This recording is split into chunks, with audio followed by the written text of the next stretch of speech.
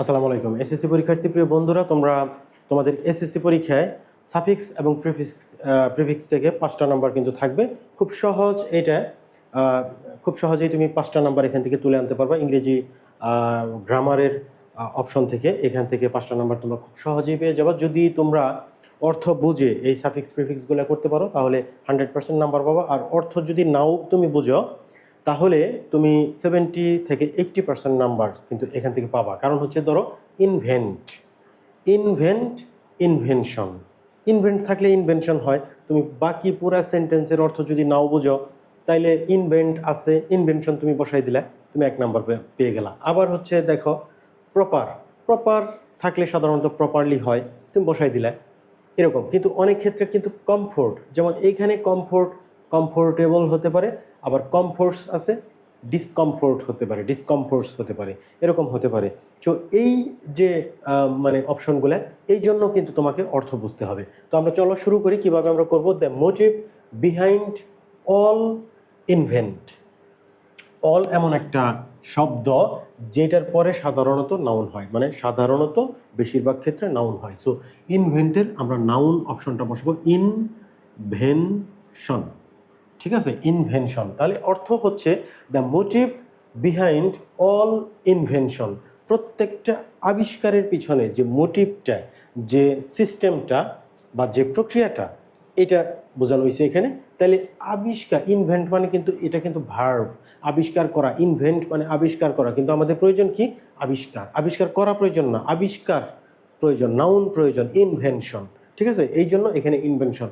The motive behind all invention, প্রত্যেকটা আবিষ্কারের পিছনে যে motive is to make human life comfort. মানে প্রত্যেকটা আবিষ্কারের পিছনে মূল উদ্দেশ্যটা, মোটিভটা হচ্ছে মানব জীবনকে আরামদায়ক করা। কমফোর্ট মানে হচ্ছে আরাম, এটা নাউন কমফোর্ট, কিন্তু আমাদের প্রয়োজন কি? আরামদায়ক। সো কমফোর্ট যদি আরাম হয় তাহলে আরামদায়কের ইংরেজি হচ্ছে কমফোর্টেবল, মানে অ্যাডজেক্টিভ কমফোর্টেবল। এখানে আমরা কমফোর্টেবল বসাবো, comfortable, comfortable. So the motive behind all invention, প্রত্যেকটা আবিষ্কারের পেছনে উদ্দেশ্য হচ্ছে ইজ টু মেক, প্রত্যেকটা আবিষ্কারের পিছনে উদ্দেশ্য হচ্ছে is to make human life, মানব জীবনকে করা কমফোর্টেবল, আরামদায়ক। বাট ইফ দে আর, কিন্তু যদি সেগুলা নট ইউজড, ব্যবহার করা না হয়, যদি সেগুলা ব্যবহার করা না হয় প্রপারলি, কিন্তু যদি সেগুলা যথাযথভাবে ব্যবহার করানো হয়, প্রপার মানে হচ্ছে যথাযথ, আমাদের প্রয়োজন কি? যথাযথভাবে। যদি সেগুলোকে যথাযথভাবে ব্যবহার করা না হয়, এল ওয়াই যে কোনো শব্দের সাথে তুমি এল ওয়াই যুক্ত করবা, সেটার অর্থ হবে ভাবে। যেমন হচ্ছে তোমার হচ্ছে প্রপারলি, যেমন হচ্ছে ওয়াইজলি, বুদ্ধিমত্তার সাথে বা বুদ্ধিমত্তা দিয়ে, এরকম অর্থ বোঝায়। যেমন নাইসলি, সুন্দরভাবে, মানে ভাবে অর্থটা আসে। প্রপার যথাযথ, প্রপারলি যথাযথভাবে। যদি সেগুলোকে যথাযথভাবে ব্যবহার করা না হয়, they become the source of discomforts, তাহলে তারা মানে অসুবিধার কারণ হয়ে দাঁড়ায়, অসুবিধার একটা উৎস হয়ে দাঁড়ায়। তাহলে এইখানে কমফোর্টের বিপরীত হবে ডিসকমফোর্টস, মানে সেগুলো হচ্ছে সমস্যার কারণ হয়ে দাঁড়ায়।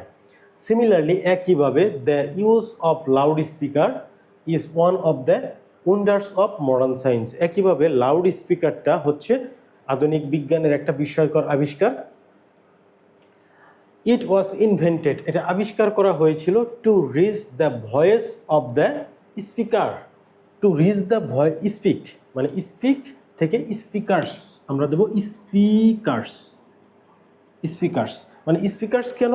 কারণ হচ্ছে ইট ওয়াজ ইনভেন্টেড, এটা আবিষ্কার করা হয়েছিল টু রিচ দ্য ভয়েস, মানে হচ্ছে কথা বা শব্দকে পৌঁছে দেওয়ার জন্য, অফ দ্য স্পিকার্স, বক্তার, মানে বক্তার কথাকে পৌঁছে দেওয়ার জন্য, টু অল দ্য অডিয়েন্স, সমস্ত দর্শকদের বা সমস্ত শ্রোতাদের কাছে, ইন এ ফাংশন, একটা অনুষ্ঠানে।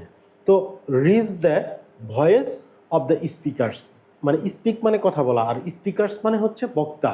সো এখানে আমরা মানে বক্তাদের কথাগুলো, স্পিকার্স মানে এইভাবে তোমরা সাফিক্স এবং প্রিফিক্স করবা। তো স্পিক যদি থাকে, তুমি যদি পুরো সেন্টেন্সের অর্থ না বুঝো, স্পিক যদি থাকে তাহলে তুমি স্পিকার্স দিলা, স্পিকার্সই হওয়ার সম্ভাবনা, অন্য কিছু তো হওয়ার কথা না এখানে। কিন্তু কমফোর্ট যদি থাকে তাহলে ডিসকমফোর্ট হতে পারে অথবা কমফোর্টেবল হতে পারে, প্রপার থাকলে প্রপারলি হবে, ইনভেন্ট থাকলে ইনভেনশন হবে। এরকম এই মানে হচ্ছে সাফিক্স প্রিফিক্সের যে মূল শব্দগুলো, মূল ওয়ার্ডগুলো, এগুলো কিন্তু তুমি মানে হচ্ছে 50 থেকে 100টা তোমার যদি আয়ত্ত তুমি করো তাহলে তুমি এগুলো রিপিট হয় বারবার, একই শব্দগুলো বারবার আসে সামনে। সো 50 থেকে 100টা ওয়ার্ড এরকম যদি তুমি আয়ত্ত করতে পারো তাহলে তুমি 80 থেকে 90% নাম্বারও তুমি পেয়ে যেতে পারো।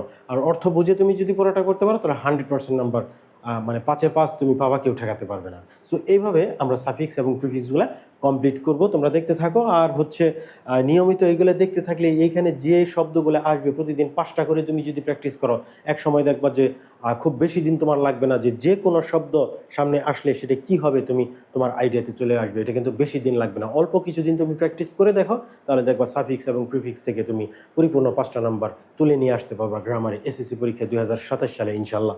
Thanks for watching this video. আল্লাহ হাফেজ, আসসালামু আলাইকুম।